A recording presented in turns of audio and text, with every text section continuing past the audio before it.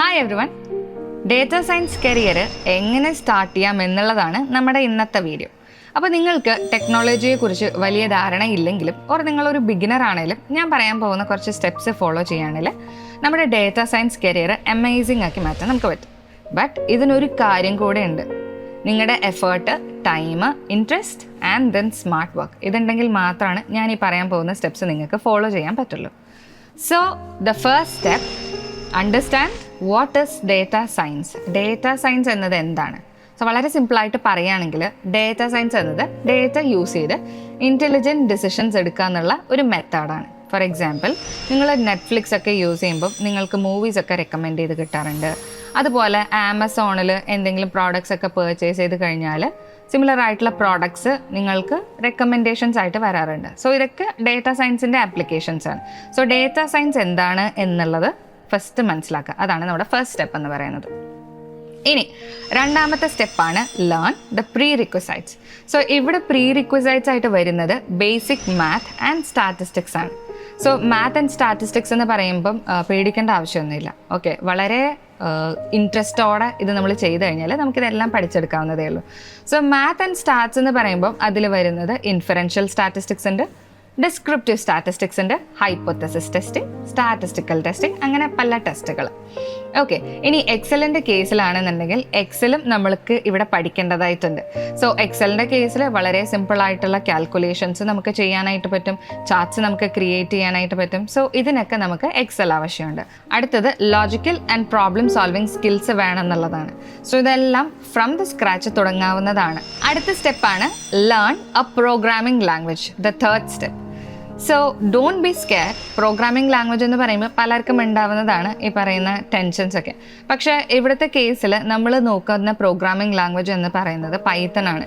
Python എന്നത് ബിഗിനേഴ്സിന് വേണ്ടിയുള്ള ബെസ്റ്റ് ലാംഗ്വേജ് ആണ്. ബിക്കോസ് അത് ഈസി ആണ്, okay, and also human readable ആണ്.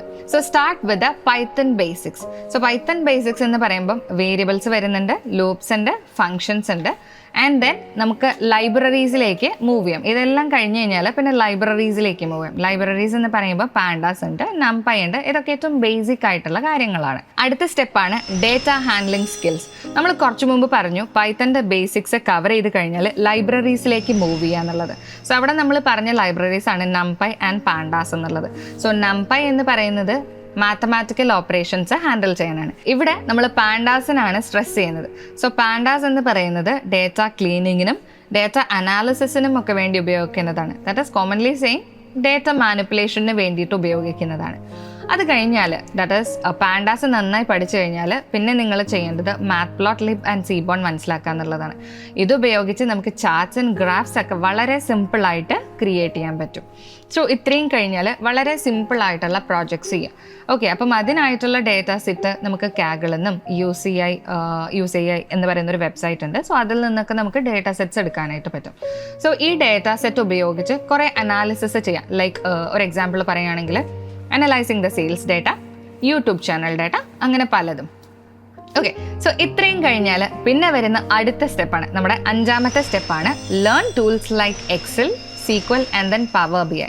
എക്സൽ എന്ന് നമ്മൾ ബിഗിനിങ്ങിൽ ജസ്റ്റ് പറഞ്ഞു എന്നുണ്ടെങ്കിലും എക്സൽ ഇവിടെ കവർ ചെയ്യുക എന്നുള്ളത് വളരെ ഇമ്പോർട്ടൻ്റ് ആണ്.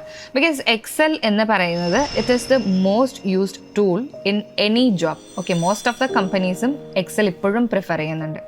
അടുത്തത് SQL എന്ന് പറയുന്നത് ഡേറ്റ റിട്രീവ് ചെയ്യാൻ വേണ്ടി നമ്മൾ ഉപയോഗിക്കുന്നതാണ്. ദാറ്റ് ഈസ് ഡേറ്റ റിട്രീവ് ചെയ്യണം എന്നുണ്ടെങ്കിൽ SQL എന്തായാലും അറിഞ്ഞിരിക്കണം. ഒരു ഡേറ്റ സയൻറ്റിസ്റ്റ് നിർബന്ധമായിട്ടും അറിഞ്ഞിരിക്കേണ്ടതാണ് SQL എന്ന് പറയുന്ന ക്വയറി ലാംഗ്വേജ്. അടുത്തതായിട്ട് കവർ ചെയ്യേണ്ടത് പവർ BI ഓർ ടാബ്ലോ പോലുള്ള ഏതെങ്കിലും ടൂൾസ് ആണ്.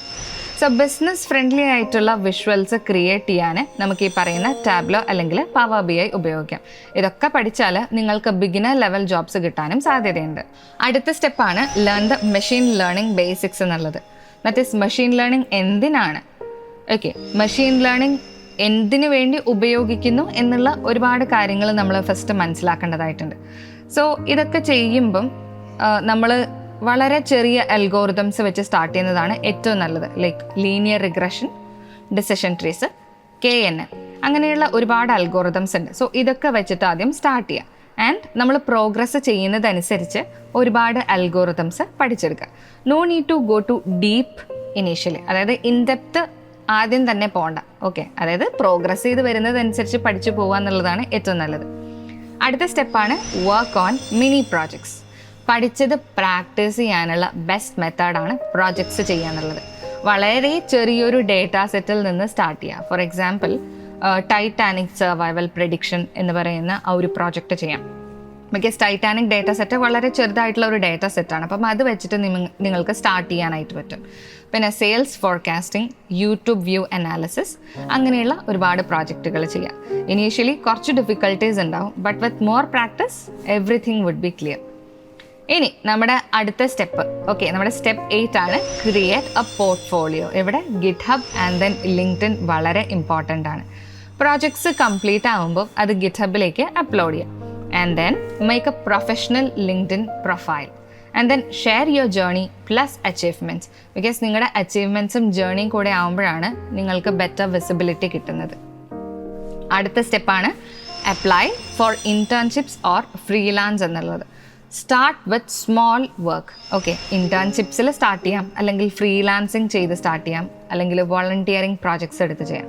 ഈവൻ ലോക്കൽ കമ്പനീസ് അല്ലെങ്കിൽ NGOസിൽ നിന്നൊക്കെ ഡേറ്റ കിട്ടാനുള്ള സാധ്യതയുണ്ട്. ഓക്കെ, അപ്പം അതൊക്കെ എടുത്ത് ചെയ്യാം. ഇനി വരുന്ന അടുത്ത സ്റ്റെപ്പാണ് keep learning and then stay updated എന്നുള്ളത്. സോ ഡേറ്റ സയൻസ് എന്ന് പറയുന്നത് is ever changing. Follow blogs, take online courses and then connect with the data community. So ഈ പറഞ്ഞ സ്റ്റെപ്സ് എല്ലാം ഫോളോ ചെയ്താൽ you can build a successful career in the data science. So ഈ video helpful ആയാൽ like ചെയ്യുക, share ചെയ്യുക and then subscribe ചെയ്യുക and also comment ചെയ്യുക. Thank U.